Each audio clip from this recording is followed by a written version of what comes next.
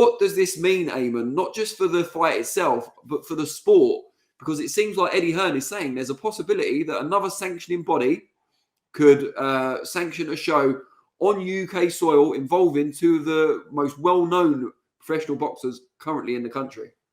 Yeah, look, it's obviously a developing situation, so we won't know until we get the full news. We get drips and drabs of little bits of this case, which we've been covering across Seconds Out over however long it's gone off now, and it leaves us all in a very confused situation. The timeline of events is very kind of detailed. Well, it's detailed, but it's still, for the layperson who's sort of been following it, or even the hardcore, I find myself to be confused as to what happened when and all the details and the whole timeline up until this point. It's very, very confusing at times. And I think that's probably the best situation for a fight going ahead, to kind of not know where things stand so it doesn't get hurt by the original failing of the two tests, as it were, or the original adverse findings, however you want to put it, of the first two tests. So look, it's for myself personally, it leaves a little bit of a bad taste in the mouth, in the sense that I don't, as a fan or as an observer or someone who's paying a ticket or whatever it is, taking myself out of the situation of covering the sport, I don't fully know the situation. I don't know the full depths of whether this ex-fighter is clear or not, because it's so confusing, because it's so stated. We don't know where we stand right now. We just hear bits of information. We don't have any proof. We get talk of 300-page dossiers and that sort of thing, and it's inconclusive in terms of the evidence of a fighter being proved to be innocent of what they've been found in the first place. And that's not enough for me to kind of want to really kind of push forward and say, right, I'm happy with this event. I'm happy for this to go forward. I've been told that it's been cleared, but why has it been cleared? What is the situation? It's very difficult there. And then it kind of leaves the feeling that, well, if these things can happen, you leave it long enough, you say enough things, and then you can circumvent kind of needing to put yourself out there, put yourself in the spotlight, or put the evidence forward. Instead, you can go through different routes to get a fight organized. And I imagine that'll be through other organizations, as the PBA. They might look to go that route as opposed to the British Boxing Board of Control. And I don't know. I'd like to kind of slam the brakes slightly, and I'd like to think that maybe Hearn won't go through that route, and he would, and is sincere to say that he does want it licensed by the British Boxing Board of Control. Maybe he's just trying to use the media to just push a little bit and apply a little bit of pressure there, potentially. But again, as I've said there, it's a very, very, very convoluted situation, complex situation, which it's hard to kind of say where we stand right now. But the issue with me is I don't fully know the details. I don't fully know what the truth is here, because they haven't really been provided. Yeah, and I guess one of the bigger questions is, are the board and UKAD still appealing the original independent panel decision to lift the suspension on Conor Benn? Because if they are, how can they possibly consider a new boxing license application from Conor Benn while appealing the fact that he is allowed, quote unquote, to fight at the moment in this country?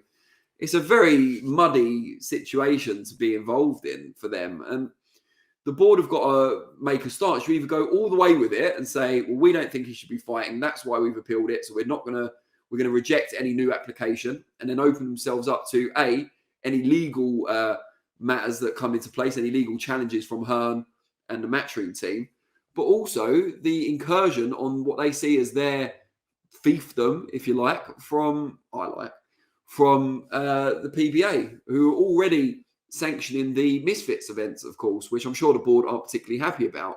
But to then sanction a bout between two proper professional boxers, one of whom has a license by the British Boxing Board of Control, it's going to be a very bitter pill for them to swallow, isn't it? So they've got a lot of decisions to make. And also Kalle Sauerland, who's already working with Misfits but has a British license, boxing promoter's license through Wasserman Boxing, he's got to make some tough decisions as well if this goes ahead without board backing. Because as we saw when Frank Warren put up David Hay and Derek Chisora with the Luxembourg Boxing Authority, easy for me to say, anyone who was involved in that event who were existing board license holders were threatened with recriminations at the time for their involvement. And it could be the same here. You know, Kalas Owland has got a deal with DAZN for Misfits and for normal fights. He's also got a deal with Channel 5. He's not going to want to risk his bald license to make Eubank Benn, however much money that will generate. And that's what Hearn alluded to. He said, you know, I'll have to consider my position in the promotion if the board try and block the fight. And so will Kalas Owland from his side. And everyone involved, trainers, seconds, managers, everyone who's got a board license who would be involved in this, let's not deny it, it's a mega fight, will have to consider if it's worth losing their license over, if indeed that's the threats that are being implied. And let's go to the chat and see what people are saying about that. Looks like there's quite a lot of comments, which is always a good sign. Where are we? That's news and booze, so I've gone up too far. North London says, Eubank versus Benn, the super fight in the UK, and Benn is clean now. He ain't eating weird eggs.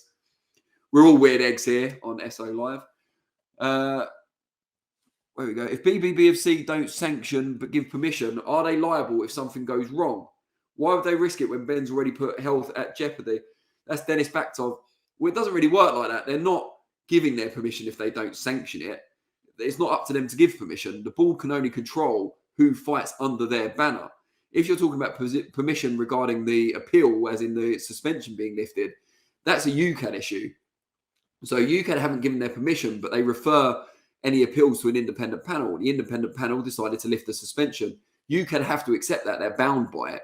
So now UCAD can appeal and try and get him, Conor Benn, resuspended, which appears to be what they're trying to do. But in the meantime, he is free to fight, but he hasn't got a border control license. So if he fights, for example, under a PBA sanction, there's nothing the board can do to stop it, and they can't punish him for it either because he's not a license holder. Very similarly to, as I mentioned, Hey Chisora, I think it was Hey at the time, didn't have a border control license. So he was able to kind of avoid punishment for that fight because he didn't have a license at the time. And I think they'd suspended Chisora's license. Urban Production says, should Tyson Fury retire over an exhibition fight? How about we all grow up? Yeah, but we're all here talking boxing. We're all having fun. We don't want to grow up. Reese Cato, I don't know if that's a pronoun, it says, well, seconds out, boycott it then if it's against your values. We haven't said it's against our values. We've said it's a subject worth considering. I think there's a big lot of grey area in between those two viewpoints. Dennis Baksov says, appeal should stop the process, surely. If planning permission is being appealed, do they let you build anyway? But this is it. I think if the appeal is still outstanding, I don't see how the board can consider a new license application from Benn. So they might be in a kind of between a rock and a hard place. Owen says, Daniel, it feels like you've been hounding Tyson Fury all week, and Eggy Hearn is funny. And Ngannou's loss is his biggest ever win. Right. I mean, I go by Danny for a start. Hounding Tyson Fury all week? Nah, definitely not. I'll go back with Fury quite a long way, and I don't think you'll find a bigger Tyson Fury fan, if that's the right word, in the media than me. But you've got to be honest. We stand for integrity here at Seconds Out, and we're considering all angles. But appreciate you watching, of course. Where are we? North London says, Eddie wanted Benn to fight again, but Eddie ignored Dillian White when he failed the UCAD test. I think with Dillian White, though, there was a history of it, wasn't there? It was like, his third adverse finding or test that was called into question. So I think there was a bit of a build-up of that. And I think, wasn't it Dillian White at the time wasn't contracted to Matchroom by the time the test came out or something like that as well? So there's probably an element of that involved.